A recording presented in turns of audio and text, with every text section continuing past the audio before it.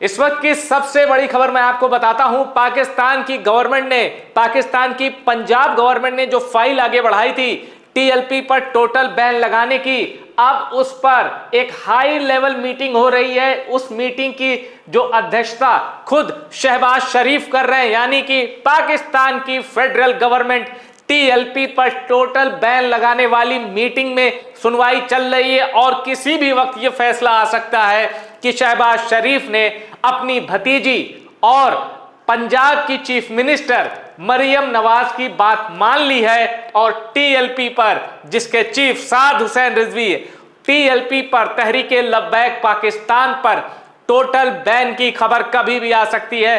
Total ban का मतलब यह होगा कि टीएलपी से जुड़ा कोई भी वर्कर अब पाकिस्तान में टेररिस्ट माना जाएगा, क्योंकि मरियम नवाज ने खुद टीएलपी को शेड्यूल 4 में डाला है 1997 के एटीए यानी एंटी टेररिज्म एक्ट में। और शहबाज शरीफ उस मीटिंग को चेयर कर रहे हैं, जिसमें टीएलपी पर बैन लगने वाली फाइल पर एक सिग्नेचर करना है और आर्मी चीफ आसिम मुनीर की ओर से भी पूरा ग्रीन सिग्नल है कि लगा दो टीएलपी पर बैन।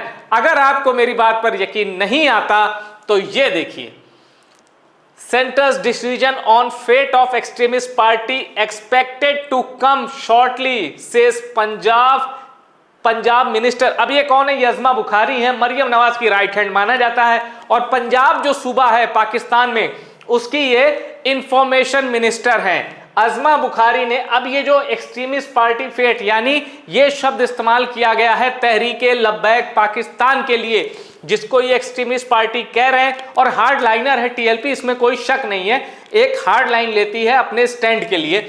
टीएलपी का जो भविष्य है अब वो सेंटर डिसाइड करेगा, यानी फेडरल गवर्नमेंट, यानी शहबाज शरीफ, अब उनकी कैबिनेट डिसाइड करेगी टीएलपी का फ्यूचर क्या होगा।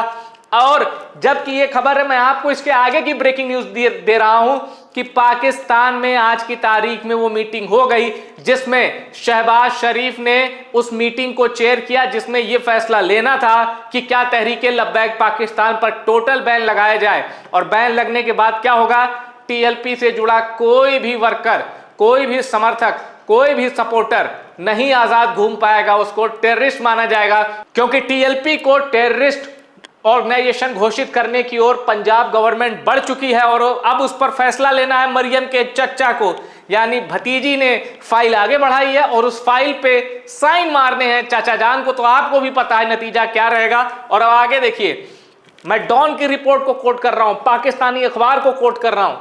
अकॉर्डिंग टू बुखारी, यानी ये अज़मा बुखारी, अब ये जो कह रही है ना, ये समझ लीजिए पाकिस्तान की पंजाब गवर्नमेंट कह रही है। According to Bukhari, TLP activist damaged 8 police vehicle and snatched a submachine gun, यानी 8 पुलिस की गाड़ियां तोड़ी टीएलपी ने। कब? वो जो मुरीदके वाला प्रोटेस्ट था 12-13 अक्टूबर वाला। एक सब मशीन गन छीन ली, 12 बोर की पिस्तल छीन ली, 945 बुलेट छीन लिए।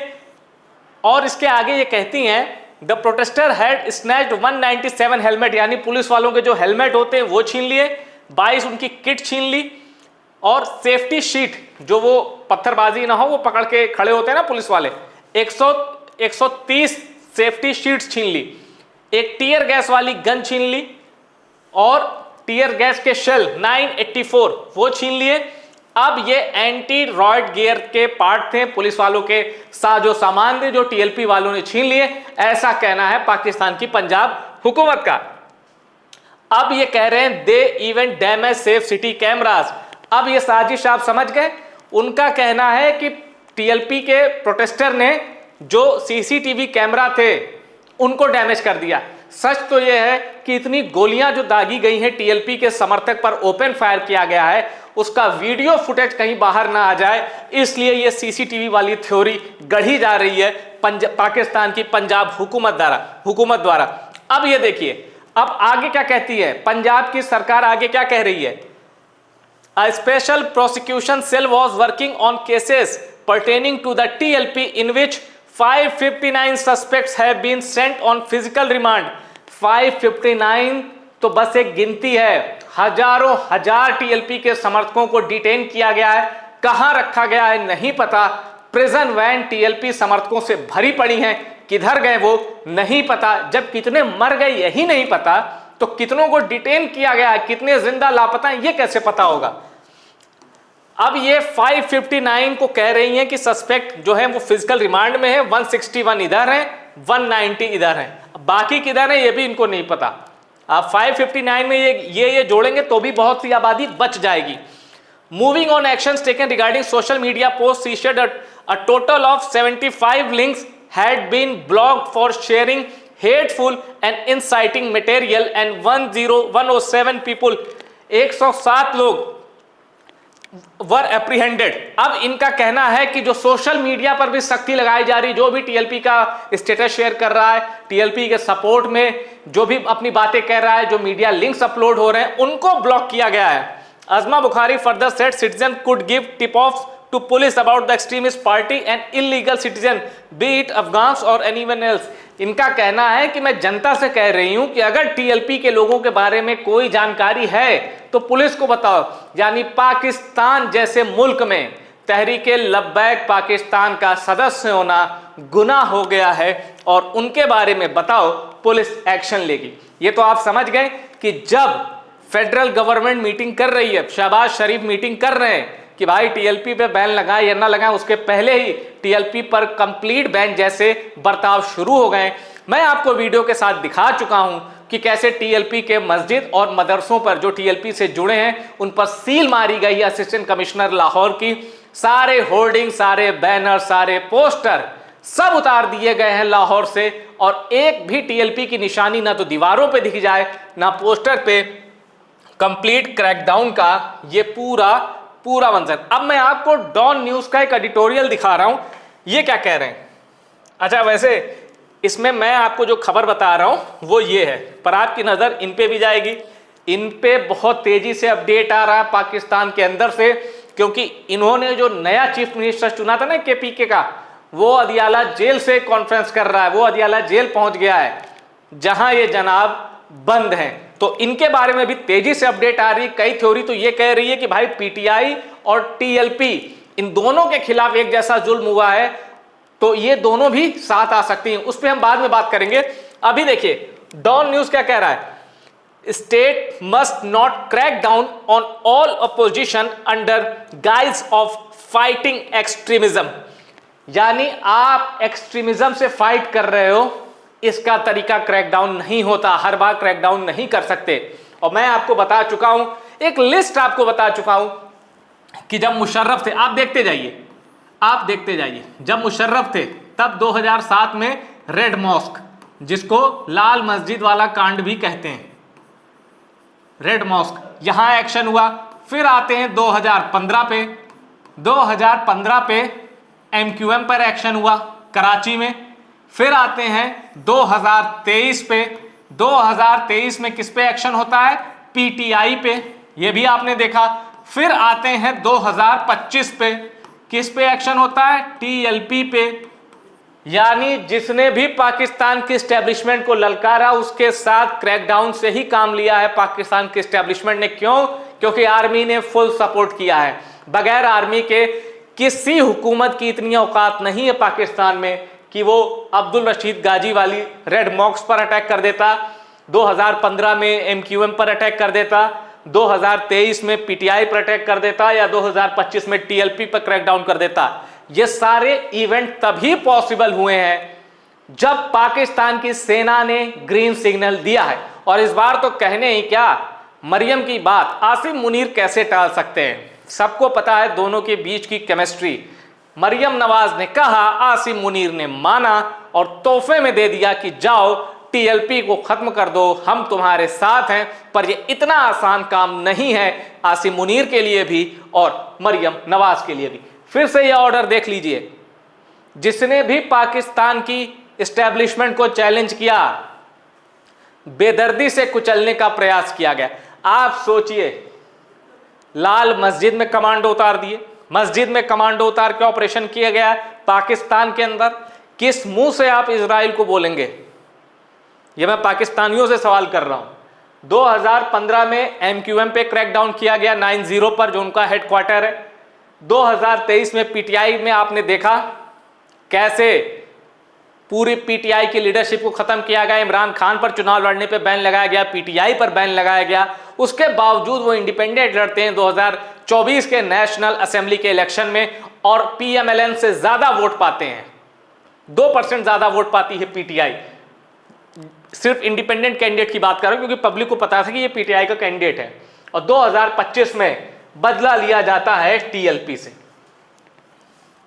और अब एक ऐसी खबर जो टीएलपी के जितने चाहने वाले हैं पाकिस्तान में या पाकिस्तान के बाहर, या जो अपडेट ले रहे हैं कि टीएलपी के सेकंड एमीर और मौजूदा चीफ साद हुसैन रिजवी कहां है, अनस रिजवी कहां है, उनको मैं एक ऐसी खबर बताऊं जो पाकिस्तान में ट्रेंड कर रही है। पाकिस्तान के ही ये लोग हैं। अब आप देखिए, ये जो हैं मियां जलील अहमद शरकपुरी। अब ये शेखपुरा का एक टाउन है शरकपुर, वहां के रहने वाले हैं। तो इनका नाम है, पंजाब की असेंबली के भी ये सदस्य रह चुके हैं और नेशनल असेंबली के भी सदस्य रह चुके हैं। पीएमएलएन से इनका रिश्ता है, कभी पार्टी में रहते हैं कभी नहीं रहते हैं। तो शरीफ खानदान का इनको बड़ा करीबी माना जाता है। अब ये देख लीजिए, मैं आपको पूरी की पूरी डिटेल के साथ दे रहा हूं। ये पाकिस्तानी चैनल है, चैनल का नाम भी ये रहा, कोई चीज यहां छिपी नहीं है। अब सवाल पूछा गया, where is Saad Rizvi and Anas. ठीक, ये वीडियो अभी भी अवेलेबल है। जब ये सवाल इनसे पूछा जाता है तो मियां जलील अहमद शरकपुरी कहते हैं कि मेरा पूरा यकीन है टीएलपी के खिलाफ कंप्लीट क्रैकडाउन कर लिया गया और टीएलपी की टॉप लीडरशिप को खत्म कर दिया गया है। ये पॉडकास्ट अवेलेबल है और ये मेरे शब्द नहीं है, ये शब्द हैं मियां जलील अहमद शरकपुरी के। अब इनका बयान कितना सच्चा है कितना झूठा उस पर डिबेट हो सकती है, पर जिस भी पॉडकास्ट में ये जा रहे हैं ये यही कह रहे हैं, ये शरीफ खानदान की तारीफ भी करते हैं और ये भी कहते हैं कि मरियम नवाज अच्छा काम कर रही है, लेकिन फिर ये भी कहते हैं हर पॉडकास्ट में कि टीएलपी को जिस तरह से टीएलपी के खिलाफ एक्शन लिया गया वो एकदम गलत है, ये खुलकर टीएलपी के साथ हैं, ये कहते हैं। और जब इनसे सवाल पूछा गया कि साद रिजवी और अनस रिजवी कहां हैं, इन्होंने कहा मेरा ख्याल है कि एस्टेब्लिशमेंट ने, सेना ने पूरी की पूरी जो उनके विरोधी हैं उन्होंने उन्हें नहीं छोड़ा। इसका मतलब आप भी समझ रहे हैं इन्होंने क्या कहा। इनके कहने का दो टूक मतलब है कि साद हुसैन रिजवी और अनस रिजवी के खिलाफ वो खौफनाक एक्शन ले लिया गया है, ये इनका कहना है। और एक और पॉडकास्ट में इन्होंने ये बातें कही हैं। पाकिस्तान मैटर्स नाम का एक यूट्यूब चैनल है, सिर्फ 2000 सब्सक्राइबर हैं, लेकिन उस पर भी ये सामने आते हैं। और जब इनसे पूछा जाता है, देखिए TLP hidden ties with PTI expose, अरे तो क्या पीटीआई क्या टेररिस्ट ऑर्गेनाइजेशन है क्या? भाई पीटीआई कोई टेररिस्ट ऑर्गेनाइजेशन तो नहीं है।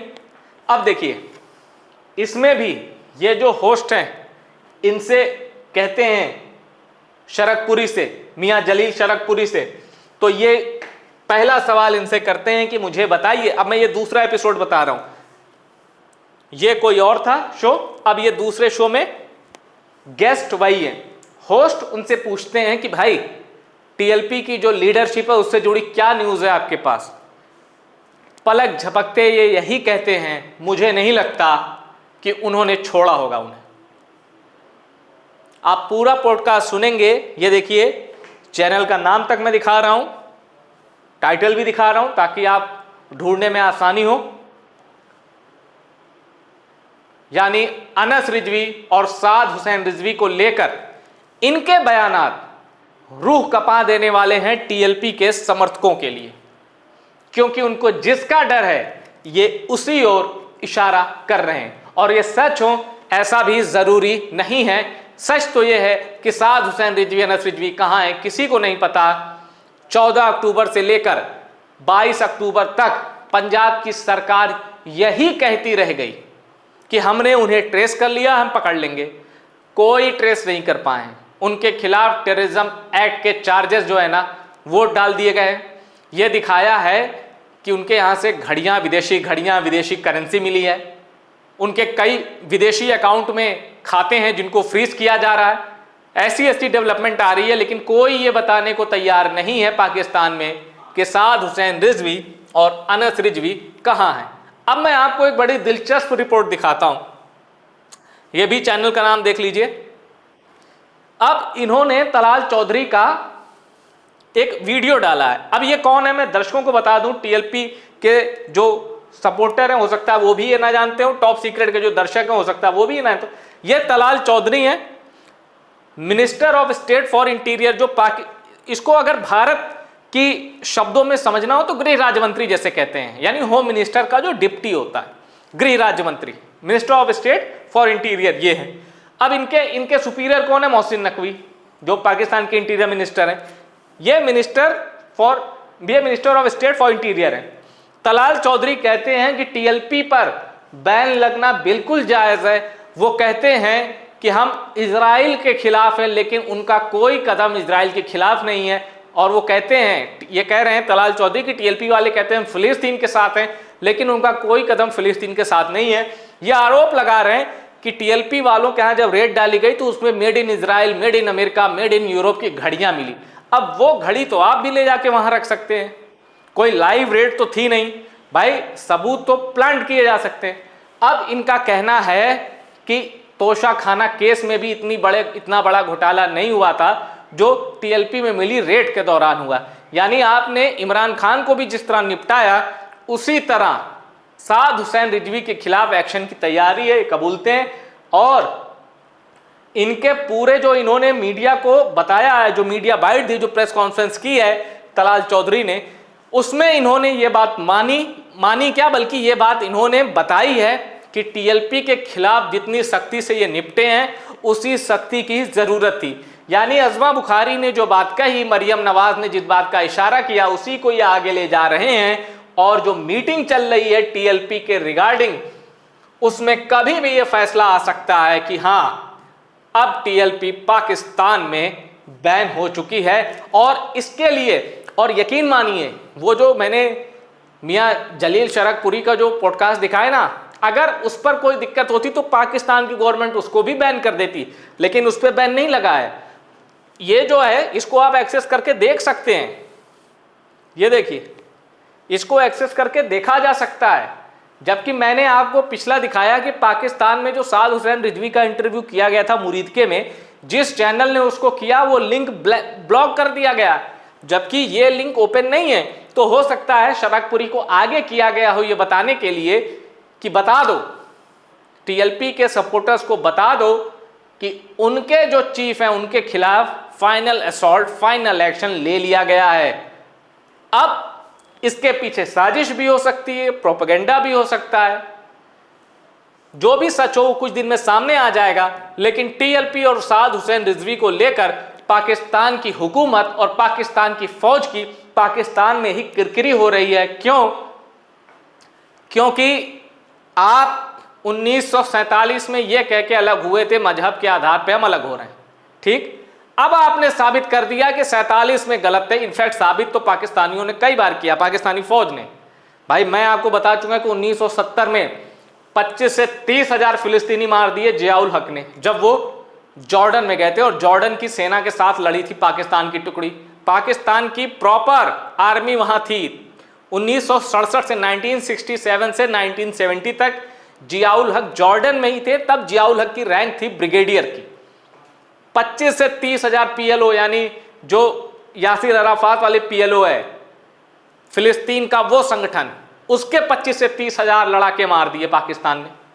ये पाकिस्तान की फौज किस मुंह से कहती है कि हम इस्लाम का झंडा ऊपर करके चलते हैं, जब वो मारती ही मुसलमानों को है। लाल मस्जिद में 2007 में जितने मारे गए, क्या वो मुस्लिम नहीं थे? MQM में 90 में जो रेड हुई 2015 में, क्या वो मुस्लिम नहीं थे? पीटीआई के जितने लोगों को आपने मारा 9 मई 2023 की हिंसा के बाद, क्या वो मुस्लिम नहीं थे? सेम विद टीएलपी, आंकड़े ही नहीं आ रहे। कोई कह रहा 500 मारे गए, कोई कह रहा 2000 से ज्यादा मार दिए गए मुरीद के प्रोटेस्ट में। और सोशल मीडिया पे ऐसे कमेंट्स की बाढ़ है जिसमें जो टीएलपी के समर्थक नहीं हैं वो भी कह रहे हैं कि भाई ट्रकों से लाशें पाकिस्तान की पाक रेंजर्स ने फेंकी और छिपाई। यह तो हाल किया है आपने पाकिस्तान के अंदर मुसलमानों का, जिसकी कीमत, मतलब जो एक फरेब था, जो झूठ था ना 1947 से आज तक कि भाई ये मुल्क बन रहा है मुसलमानों के लिए, उस पर से एक बार फिर नकाब हटा है और अब शिकार बना है वो रिलीजियस ऑर्गेनाइजेशन, वो पॉलिटिकल ऑर्गेनाइजेशन जिससे पाकिस्तान में पीएमएलएन को सबसे बड़ा खतरा था, क्योंकि टीएलपी पॉलिटिकली और रिलीजन के तौर पर भी देखें बड़े तेजी से आगे बढ़ रही थी। इसके जो वर्कर्स हैं, इसके सपोर्टर हैं, उनका एकदम एक्सपोनेंशियल ग्राफ जा रहा था, जिसे देखकर सत्ता ही नहीं पाकिस्तानी सेना की भी चूलें हिल गई थी, डर रहे थे वो। इसीलिए ये एक्शन लिया गया है। और अब पीटीआई और टीएलपी के एक होने की भी एक हवाई उड़ती हुई खबर आ रही है। ये कोई मेरी तरफ से कोई कंफर्म रिपोर्ट नहीं है, पर सोशल मीडिया में ऐसी उड़ती हुई खबरें आ रही हैं कि अगला इलेक्शन जब भी होगा ये दोनों सपोर्टर एक होंगे और मौजूदा सरकार, मौजूदा एस्टेब्लिशमेंट जो पाकिस्तान में है, उसको पलटने की कोशिश करेंगे। पर इसके बावजूद सबसे बड़ा सवाल अभी भी जिंदा है, कहां है साद हुसैन रिजवी और अनस रिजवी? टीएलपी के लोग एक ऑर्डर का वेट कर रहे हैं। यह बात मरियम नवाज को भी पता है, यह बात आसिम मुनीर को भी पता है। और उस ऑर्डर से पहले उनको चाहिए, अच्छा, तलाल चौधरी की जो मैंने आपको वो मीडिया बाइट दिखाई थी, मीडिया कॉन्फ्रेंस उनकी दिखाई थी मैंने, उसमें वो ये भी कह रहे हैं कि देखना साद हुसैन रिजवी अचानक से एक बार सामने आ जाएगा। मतलब वो ये मान रहे हैं कि उनके खिलाफ कोई जो अनहोनी की खबरें आ रही हैं वो वैसा नहीं है। लेकिन पाकिस्तान की जो पंजाब सरकार है, ज़बरदस्त कन्फ्यूज़न है, क्या प्रोजेक्ट करना है, क्या बताना है, क्या छिपाना है, क्या दबाना है, क्या दिखाना है, उनको कुछ नहीं पता। वो टीएलपी को टैकल नहीं कर पा रहे और वो एक्सट्रीमिस्ट पार्टी ये कहकर, उनकी औकात नहीं है, उनकी हिम्मत नहीं है कि टीएलपी का नाम ले लें। इतनी उनमें वो डरते हैं टीएलपी से।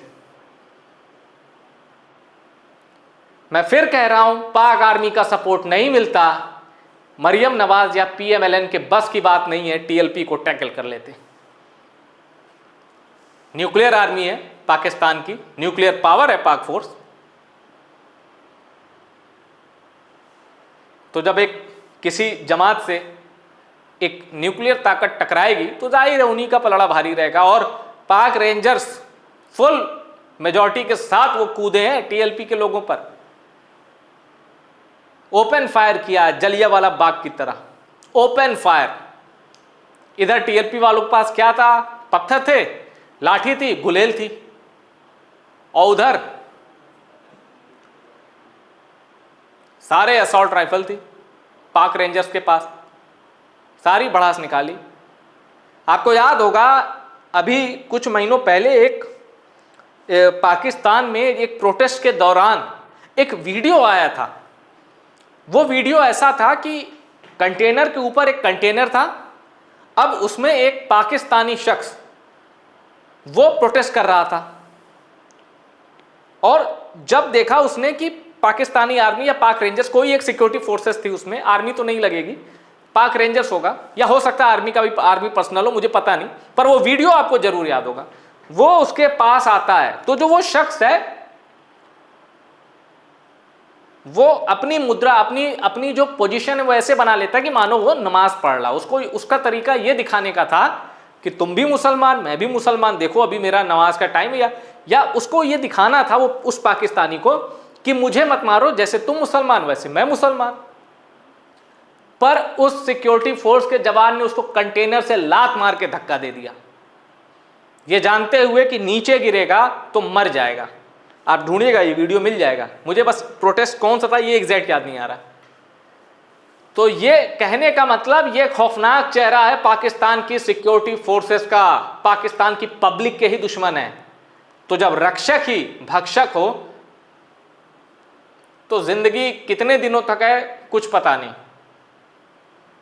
एक झटके में पाकिस्तान की चौथी सबसे बड़ी सियासी जमात टीएलपी, पीएमएलएन, पीटीआई और पाकिस्तान पीपुल्स पार्टी के बाद सबसे बड़ी पॉलिटिकल पावर टीएलपी। और अगर रिलीजियस मूवमेंट की बात करेंगे तो इसके आगे कुछ है नहीं। इसलिए नहीं है क्योंकि पाकिस्तान के मुसलमानों की मेजॉरिटी है सुन्नी बरेलवी, और टीएलपी उन्हीं से जुड़ा एक संगठन था। धीरे धीरे एक्सपेंड हो रही थी टीएलपी, जिसके खिलाफ क्रैकडाउन किया गया, और ये क्रैकडाउन सिर्फ एक गुस्से को दबाया गया है, खत्म नहीं किया गया। मैं फिर कहता हूं, एक ज्वालामुखी, एक वॉल्केनो पे बैठी है इस समय पाकिस्तान की पंजाब हुकूमत। जब ये वॉल्केनो फटेगा, ना तो मरियम सलामत रह पाएंगी, ना आसिम मुनीर। टॉप सीक्रेट की इस रिपोर्ट में इतना ही। रिपोर्ट पसंद आई उसको शेयर करिएगा और टॉप सीक्रेट को सब्सक्राइब जरूर करिएगा।